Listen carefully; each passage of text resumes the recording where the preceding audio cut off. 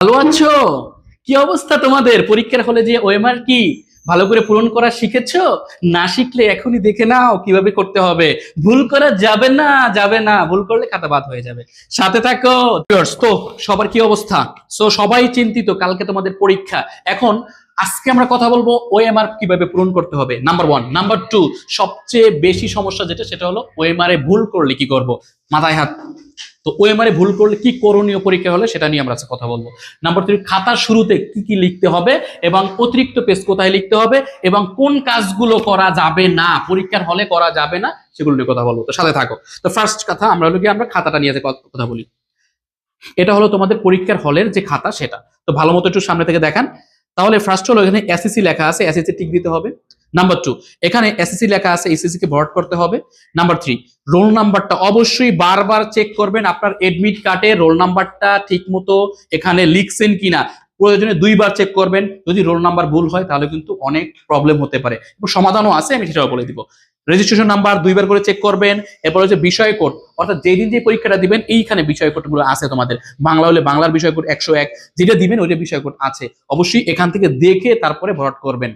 Number 3, এখানে লেখা আছে অতিরিক্ত পেজ। অতিরিক্ত পেজ কোথা থেকে লিখবেন? যদি আপনি একটা পেজ নেন তাহলে এখানে লিখবেন 01, যদি লেখেন 2টা পেজ নেন তাহলে এখানে লিখবেন 02।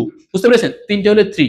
এরপরে আসেন, এটা ভরাট করার পর যদি কোনো কারণে ভুল হয়ে যায়, যেটা নিয়ে আমাদের সমস্যা, ওএমআর এ যদি কোনো কিছু ভুল হয়ে যায় কি করব স্যার? কিছুই করতে হবে না, জাস্ট কথাগুলো শুনেন। কি করবেন?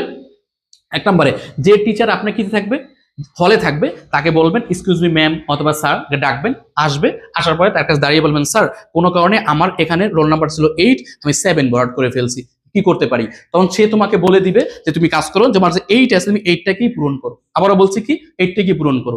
আমরা যে ভুলটা করি স্যার, আমার ভরাট করেছি আমি কত 7 আর আছে কত 8, আমি কোনো কারণে 7টা ভরাট করছি। করার পরে যে ভুলটা আমরা করি, আমরা ভাবি স্যারে করে বোঝানোর জন্য এইভাবে কাটি। এটা করছে, আমি যখন দেখছি খাতার ভিত্তি কি করছে, এভাবে কাটি, এমন ভাবে কাটি যেন স্যারে বুঝে এটা না রোল, রোল আমার এইটা। স্যার এটা তো কম্পিউটারে দেখবে, আপনি কাটা বুঝবে কিভাবে? প্রয়োজনে আপনার পুরো খাতাটাই বাদ হয়ে যেতে পারে। সো বি অ্যালার্ট, এখানে একটু অ্যালার্ট থাকেন। কাটাকাটি করার কোনো দরকার নাই। আপনি স্যারকে বললে স্যারই তোমাকে বলবে তুমি এইটাকে সুন্দর করে ভরাট করো। আর ভরাটে অবশ্যই তোমাকে কি থাকতে হবে, 4-5 দিন বাইরে যেন না যায়, এদিকে খেয়াল রাখতে হবে। আর একটা কথা, বল পেন ইউজ করবেন, কেউ জেল পেন ইউজ করবেন না। জেল পেন ইউজ করলে এই জায়গাটা ফুটো হয়ে যায়, এটা কি হয়ে যায় তো, ফুটো হয়ে যায়। ফুটো হয়ে গেলে কম্পিউটার খাতা দেখতে পাবে না। সো আপনি জানেন পরীক্ষার থেকে বড় পরীক্ষা হলো ওএমআর শিট, যদি ভুল করেন তাহলে আপনার পুরো পরীক্ষাটাই বাদ হয়ে যেতে পারে, যদি আপনি টিচারকে ইনফর্ম না করেন। ইনফর্ম কেন করবেন? যদি আপনি টিচারকে ইনফর্ম করেন, ওই টিচার কি করবে, ওই যে স্কুলের দায়িত্বে যে রয়েছে তাকে ইনফর্ম করবে, স্যার